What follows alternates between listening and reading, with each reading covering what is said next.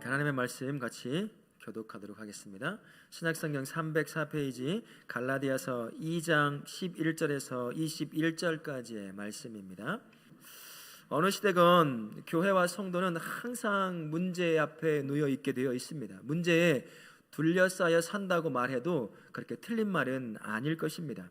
그래서 교회와 문제는 마치 실과 바늘처럼 항상 이렇게 따라오는 그런 것이라 할 수 있을 거예요. 성도이지만 구원받은 죄인이기 때문에 이 안에서 끊임없이 죄된 본성이 나를 지배하려고 한다는 것입니다. 그래서 육신의 생각을 계속 자극해서 육신이 좋아하는 것들을 쫓아가게 만드는 거예요. 그러다 보면 문제를 계속 일으키고 성도가 가야 되질 못할 길을 가게 되다 보니 문제 앞에 언제나 봉착하게 된다는 것입니다. 또한 사단은 어떠한 존재죠? 끊임없이 성도로 하여금 죄 가운데서 자유함을 누리지 못하게 만듭니다. 어떤 방법을 통해서도 성도가 믿음에서 벗어나도록 탈선하도록 만드는 것이 사단이 하는 일이라는 것이에요. 이처럼 내적이며 외적이며 수없이 많은 문제 가운데 놓이는 게 성도요 그들이 모여있는 교회 공동체라 할 수 있습니다.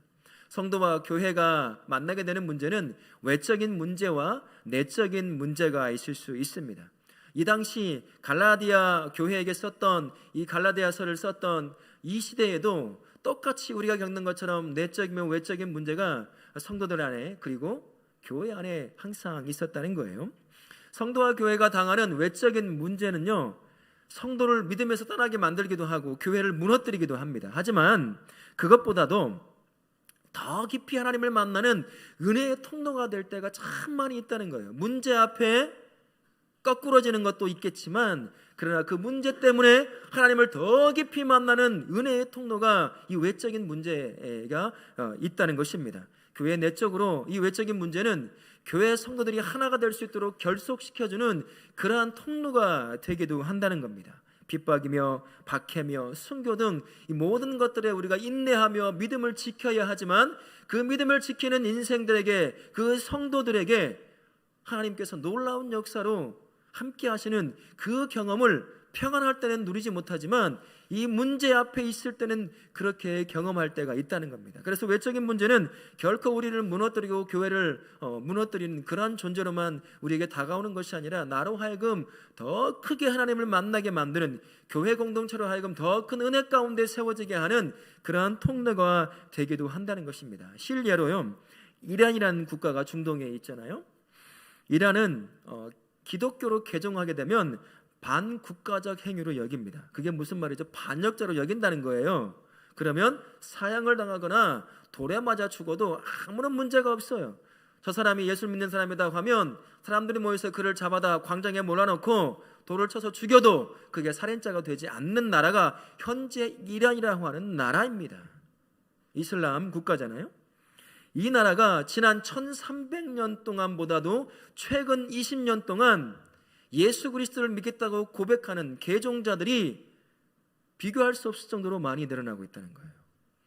내가 예수 믿는다는 것을 들키면 그 즉시 죽을 수도 있어요. 핍박이 옵니다. 모든 사회 보장이 끊어지는 거예요. 그런 이방인이 돼버리는 것입니다. 그럼에도 불구하고 수많은 이 이란인들이 예수 앞에 돌아오는 역사들이 있다는 거예요. 죽음과 박해와 많은 외적인 문제가 바로 앞에 놓여 있음에도 불구하고 조금 더 그들의 하나님 앞에 나아가는 것을 끊지 못했다는 것입니다. 이게 바로 외적인 문제가 가지고 있는 은혜의 통로가 될 수 있는 것입니다. 사실 성도를 무너뜨리고 교회를 무너뜨리는 것은 외적인 문제도 있겠지만 더 큰 것은 내적인 문제라 할 수 있습니다. 성도 안에 가만히 들어와서 교회 공동체 안에 가만히 들어와서 성도들로 하여금 믿음 안에서 떠나게 만드는 거예요. 조용히 들어와서 갈등을 일으키고 싸움을 만들어내고 또한 이교 사상들을 들고 와서 세상 것을 들이고 와서 마치 당연한 것인 것처럼 계속해서 주장하고 가르치는 이런 것들을 통해서 교회가 성도가 큰 어려움에 놓이게 된다는 것입니다. 교묘하게 들어와요. 처음에는 알아보지 못하게 들어옵니다. 들어와서 논리적으로 이야기하고 상식적으로 이야기하고 맞아 라고 말할 수 있는 그런 것들을 통해서 성도들을 미혹하고 무너뜨리고 성도들 간의 갈등을 일으켜서 교회가 무너지고 성도가 믿음 안에서 떠나게 만든다는 것입니다. 여러분 혹시 아실 줄 모르겠지만 개구리를 가장 맛있게 먹는 방법이 뭔지 아세요? 개구리. 모르시는군요. 잘 됐습니다. 제가 말할 수 있는 게 있죠. 저도 그렇게 먹어보지는 않았어요. 제가 잡아서 이제 바닥에 내팽개쳐서 뻗어 있는 걸 다리를 잘라서 이렇게 불에 구워 먹어본 적은 있지만 이렇게 먹어본 적은 없습니다. 개구리를 맛있게 먹는 방법이 있다고 그래요. 큰 솥단지 같은 곳에다가 개구리를 다 집어넣어요. 먹고 싶은 만큼. 그리고 뚜껑을 닫아서 못 도망가게 하고 물을 붓고 밑에서 이제 불을 떼기 시작하는 거죠. 근데 한 번에 확 떼지 않고 천천히 오랜 시간 뗀다는 거예요. 그래서 물이 조금씩 따뜻해지게.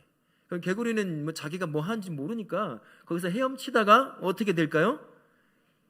이 몸이 익어가서 죽는 거예요. 그렇게 먹으면 가장 맛있다고 그러는데 진짜 그런지는 모르겠어요. 이제는 징그러워서 개구리 뒷다리도 못 먹고 있는데 일단 그게 뭐 그렇게 먹어야 맛있다고 합니다. 교회 안에 들어오는 문제가 바로 그런 문제들이에요.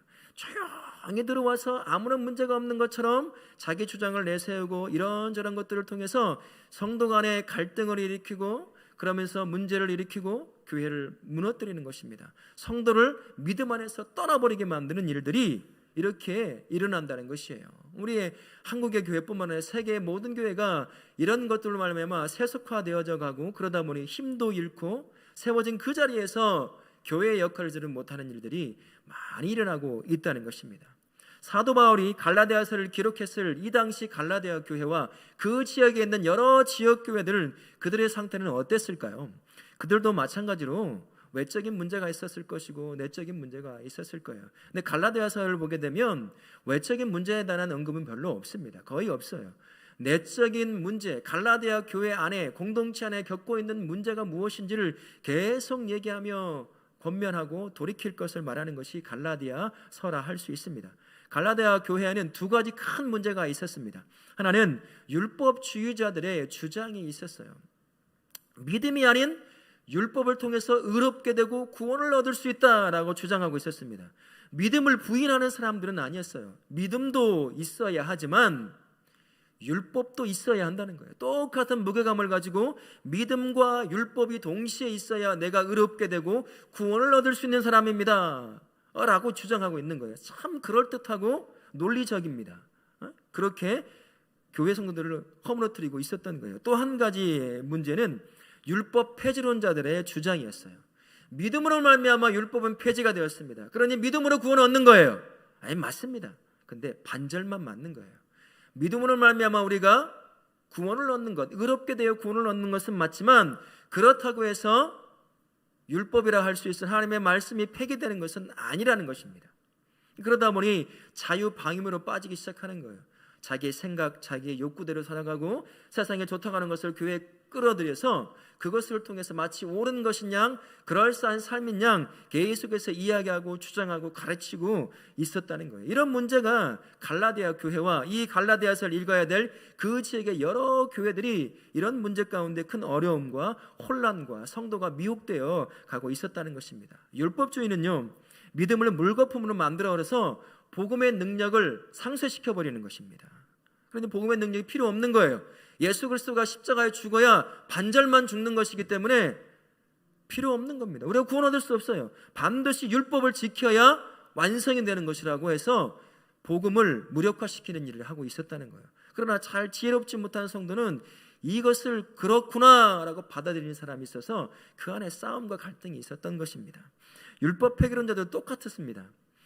율법이 폐기되었으니 이제 마음대로 살아도 된다라고 주장하는 거예요. 그러다 보니 세상의 것들을 가지고 들어오고 내 안에 있는 것들을 그대로 살다 보니 교회 안에 혼란스러움이 있는 거예요. 마찰이 있고 또 이것이 신앙의 삶인지도 모르고 그렇게 교회가 성도가 믿음 안에서 큰 어려움을 겪고 있었던 때가 바로 갈라디아 교회가 있었던 때였습니다. 교회가 순수함으로 믿음과 진리를 지켜내는 것이 아니라 수많은 내적인 문제들 앞에 계속 봉착해 있었던 것입니다. 근데 문제는 이 내적인 문제를 누가 만들어냈냐 이겁니다. 예수 안 믿는 사람들이 밖에서 들어와서 교회 공동체 안에서 이 내적인 문제를 만들어내는 게 아니에요. 누가 만들어냈냐? 성도라고 하는 이름, 그리스도인이라고 하는 이름이 붙어있는 그 사람들을 통해서 이런 문제들이 계속해서 만들어지고 양산되고 있었다는 거예요. 그러다 보니 성도 안에 싸움과 마찰과 갈라짐과 교회가 무너짐이 계속 있었다는 것입니다. 영적 지도자들이 잘못된 진리를 가지고 들어와서 성도를 계속 미혹하는 거예요. 이게 옳다 저게 옳다. 성도들은 어떻게 했어요? 그 말 따라가면서 엉뚱한 길로 가 신앙에서 완전히 벗어나 보려는 겁니다. 그러다 보니 교회가 싸움이 일어나고 갈라짐이 생기게 된다는 거예요. 한 하나님을 믿고 한 예수님을 믿고 한 성령님을 믿는데 누군가를 통해서는 교회가 무너지고 성도가 믿음에서 떠나는 그런 일을 하고 있었던 것이 교회 공동체 안에 일어나고 있었던 문제라는 것입니다. 근데 놀랍게요, 예수님은 이미 교회 공동체가 세워지기도 전에 이미 말씀을 통해서, 비유의 말씀을 통해서 교회 공동체가 어떠한 형태로 이루어질 수 있을까를 말씀한 부분이 있습니다. 마태복음 13장에 보게 되면 천국의 속성에 관한 이야기들을 하고 비유로 말씀해 주는 부분이 있어요. 그물 비유를 말을 합니다. 좋은 물고기가 있고 나쁜 물고기가 있다고 얘기를 해요. 의인이 있고 악인이 있다. 또 양이 있고 염소가 있다라고 말씀합니다. 그리고 알곡이 있고 가라지가 있다라고 말씀을 해요. 그래서 여러 가지가 있지만 씨 뿌리는 자의 비유를 한번 말씀을 드리면, 좋은 씨를 가지고 있는 농부가 좋은 밭에 씨를 뿌립니다. 그러면 당연히 좋은 곡식이 자라야 하는 것은 너무나 당연하잖아요. 어느 날 추수 때가 가까워지자 일꾼을 보내서 그 뿌려진 밭을 점검하게 합니다. 그런데 가보니 곡식과 함께 자라나는 것이 있어요. 가라지가 많이 자라 있는 것입니다. 이것을 가지고 농부에게 와서 얘기합니다. 가라지가 많이 자랐는데 뽑아버릴까요? 라고 말을 하죠. 그러나 농부는 이렇게 말을 해요. 뽑지 마라. 가라지를 뽑다가 곡식조차도 상하게 하고 뽑을까 두렵다. 4배로 더라. 추수 때가 돼서 다 추수한 뒤에 가라지만 따로 먼저 모아서 그걸 불에 던져버리면 된다라고 말씀합니다. 이 비유의 말씀이 우리에게, 우리 교회에, 이 땅에 존재하고 있는 모든 교회들을 향해서 아주 중요한 사실 하나를 말씀해 줍니다. 교회 공동체 안에 좋은 것이 있고 나쁜 것이 있다는 거예요. 의인이 있고 악인이 있다는 것입니다. 양이 있는가 하면 들여받는 염소가 있다라고 말을 하는 거예요. 알곡이 있다 하지만 가라지도 함께 있다라고 말합니다. 교회 공동체 안에는 이처럼 알곡과 가라지가 공동체 안에 공존하고 있다라고 말씀해 주는 거예요. 우리식으로 말을 한다면 이겁니다. 공동체 안에 정말 예수님을 믿는 신앙인이 있는가 하면, 신앙인이요, 그리스도인이요, 성도라고 하는 이름이 붙어 있긴 하지만 여전히 종교인으로 머물러 있는 사람이 함께 공존해서 살아가고 있다라는 것을 말씀해 주고 있는 겁니다. 문제는요, 교회 내에서 문제를 일으키고 있는 사람이 누구냐는 거예요. 성도라는 이름이 붙어 있지만, 그리스도인이라고 하는 그 별칭이 붙어 있지만 아직도 종교인으로 머물러 있는 사람이 문제를 일으킨다는 거예요. 더 큰 문제는 성도처럼 보이는 이 종교인은 결코 성도가 누리는 그 삶을 살지 못한다는 것입니다. 무슨 말일까요? 종교인으로 머물러 있는 사람은 성도가, 신앙인이 누릴 하나님의 나라의 풍성함을 결코 누리지 못한다는 겁니다. 신앙생활 하면서 나 예수님 때문에 정말 행복해요.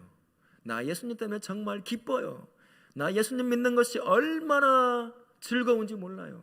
라고 고백하지 못하는 사람이라는 거예요. 평생 믿었어도 어깨에 무거운 종교적 짐만 짊어지고 살아가는 사람, 그 사람을 말하는 것입니다. 예수님께서 누가복음에서 말씀하시는 그렇게 비판하고 있는 큰 아들의 모습, 그 바리새인의 모습이 바로 이 종교인의 모습인 거예요. 더 큰 문제는 예수님이 이렇게 말씀하십니다. 그런 사람이 교회 안에 많다라고 말씀하신다는 겁니다.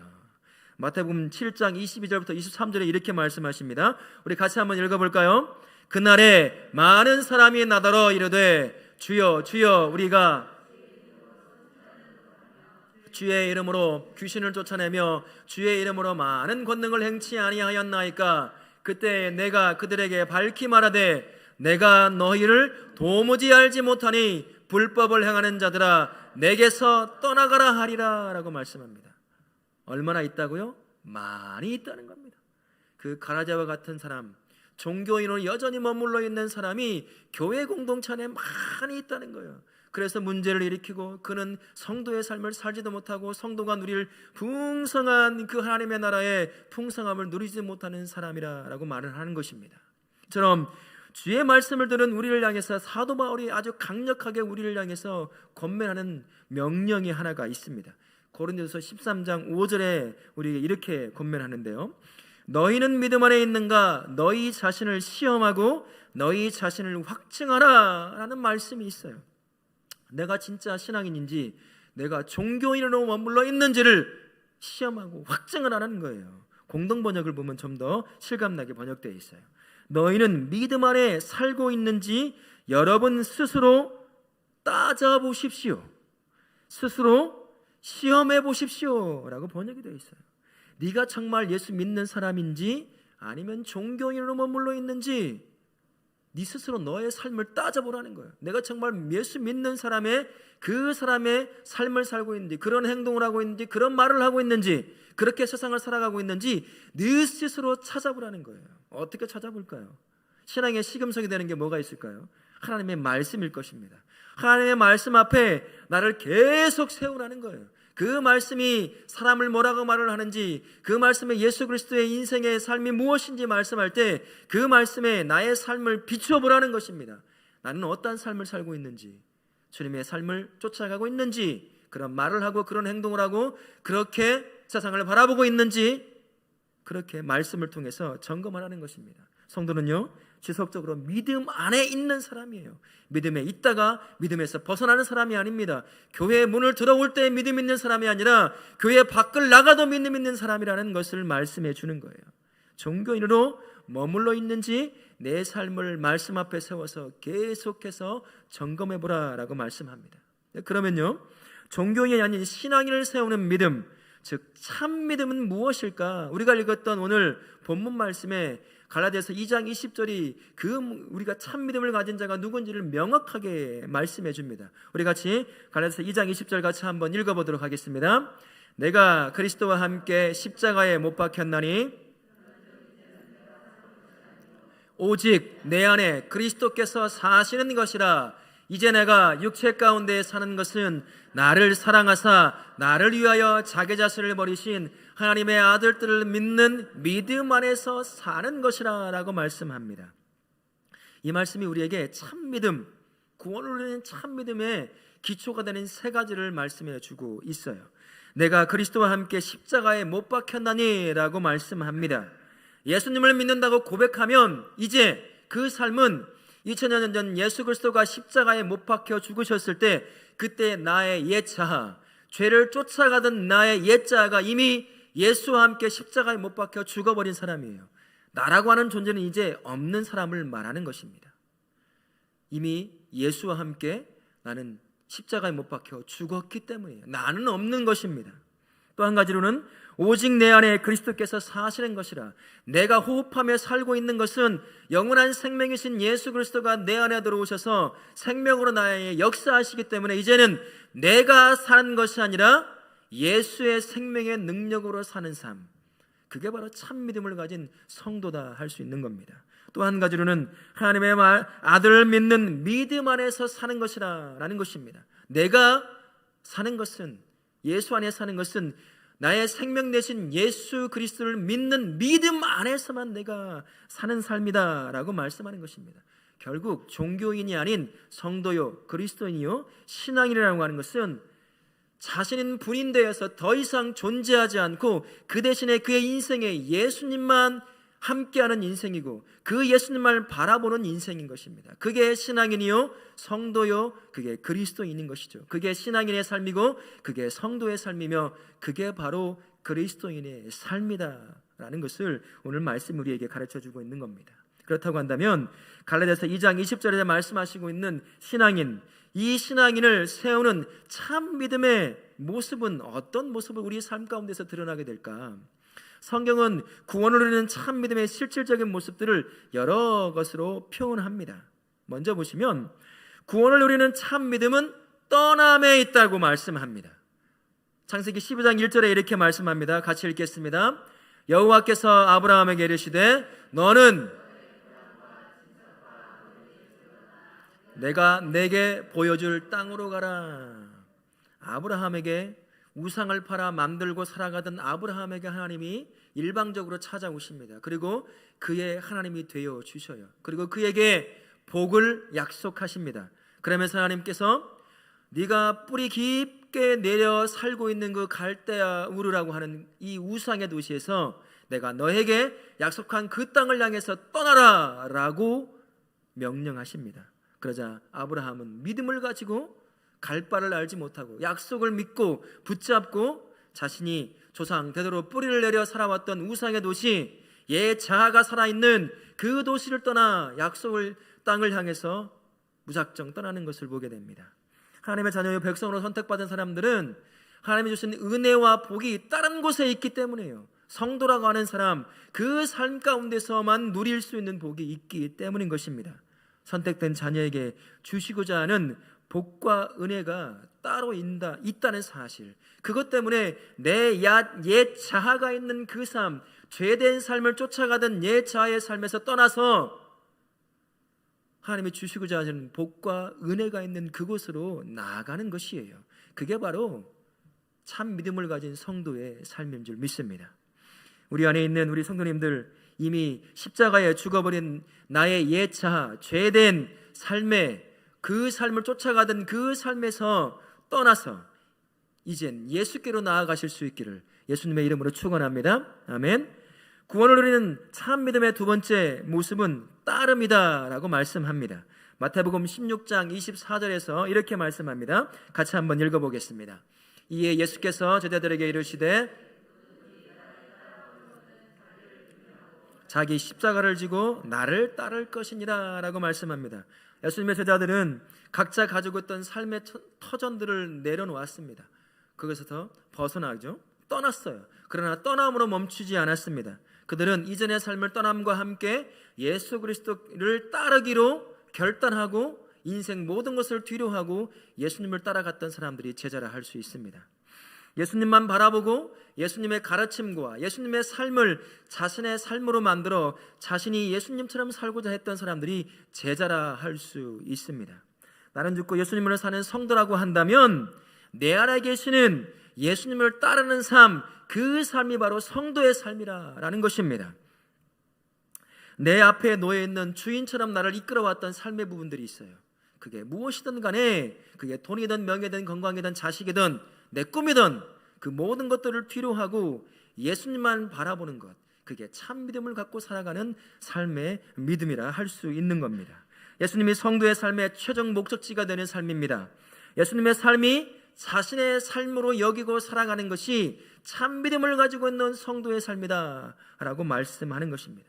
예수님이 가는 곳이면 내가 가고 싶지 않은 곳이 있어요. 내가 하고 싶지 않은 삶이 있다 할지라도 예수님이 원하시는 그것이라고 한다면, 그 삶이라고 한다면 내가 원치 않아도 그 삶을 따라가는 것, 그게 바로 참 믿음을 가진 성도의 삶이다라고 하는 것입니다.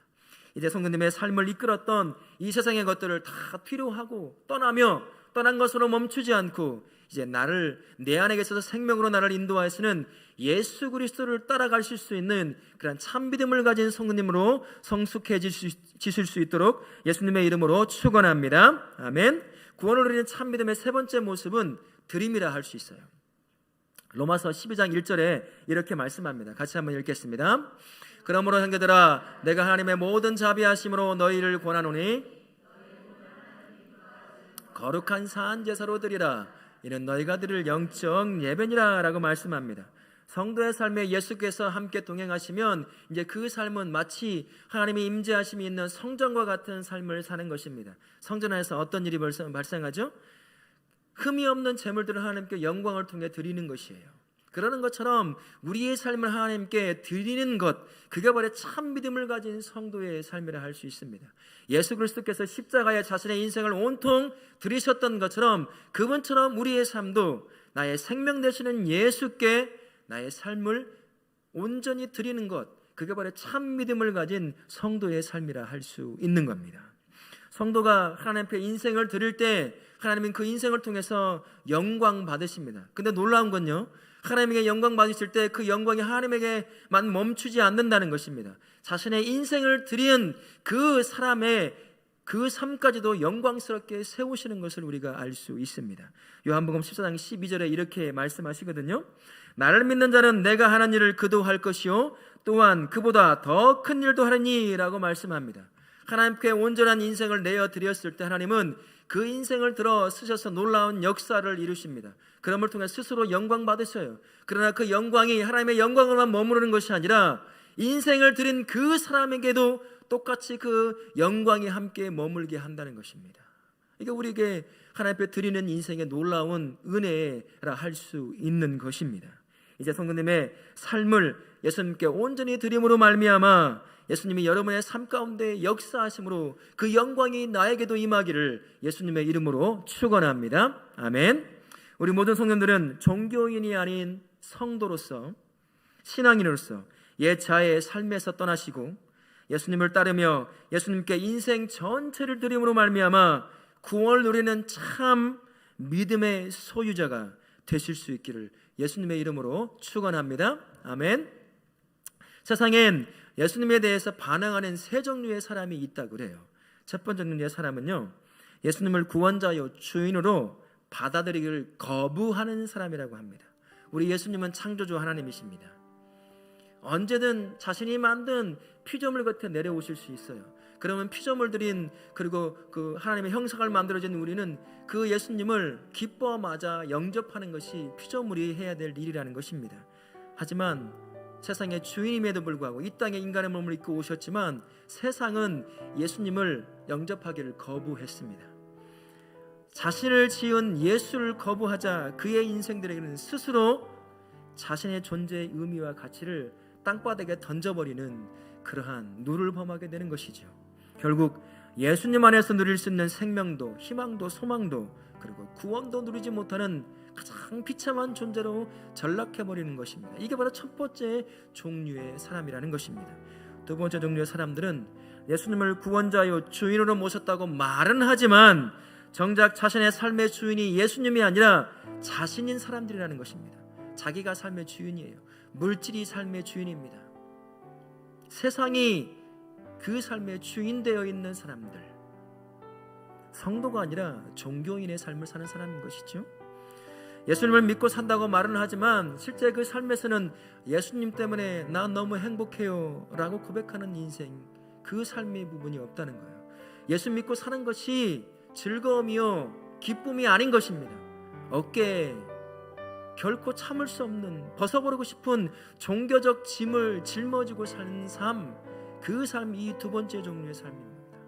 예수를 믿는다고 고백하고 말은 하지만 정작 그의 삶은 여전히 종교인으로 머물러 있기 때문이라는 것이에요. 세 번째 종류의 사람이 있습니다. 예수님을 구원자요 주인으로 모시고 사는 사람이라 할 수 있습니다. 이들은 예수님과 함께 십자가에 이미 자신의 옛자를 못 박아 버렸어요. 죄를 쫓아가던 옛자를 못 박아 버려서 자신은 없고 그 자신 안에 생명 되신 예수님만 있는 사람이에요. 그 생명 되신 예수님께 자신의 인생을 드리고 그 예수님을 따라가는 삶, 그 삶을 사는 사람. 오늘 말씀의 제목처럼 구원을 누리는 참 믿음을 가지고 있는 사람이 세 번째 종류의 사람이라는 것입니다. 이들은 삶 가운데서 예수님 주시는 하늘나라의 풍성함을 언제나 누리며 사는 사람입니다.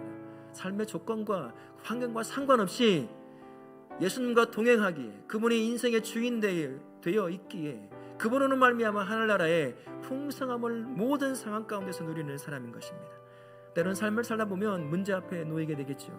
넘어지기도 하고 무너지기도 하고 좌절하기도 합니다만 그렇다고 해서 그 삶 가운데서 믿음을 버리고 떠나는 사람은 아니라는 것입니다.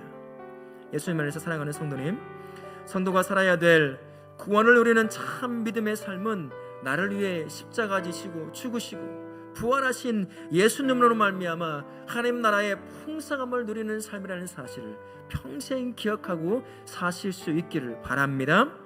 이 구원을 누리는 참 믿음의 삶은 2000년 전에 예수님과 함께 나의 옛자를 못 박아 죽어버린 그 사람입니다. 그리고 이제는 예수님을, 생명 되신 예수님을 따라 사는 삶입니다. 뿐만 아니라 구원자요 인생의 주인 되신 예수님께 인생 전체를 내어드리는 삶, 그 삶이 바로 구원을 누리는 참 믿음을 가진 삶이라 할 수 있습니다. 하나님 앞에 내어드렸을 때 그 삶을 통해 하나님은 놀라운 역사를 이루십니다. 그 역사 가운데 스스로 영광 받으시지만 그 영광이 내어드린 인생 가운데도 함께 임하게 하신다는 사실입니다. 그러니 인생을 주 앞에 내려드림을 말미암아 그 삶을 통해서 하나님의 역사에 동참하는 성도님 되실 수 있기를 예수님의 이름으로 축원합니다. 아멘.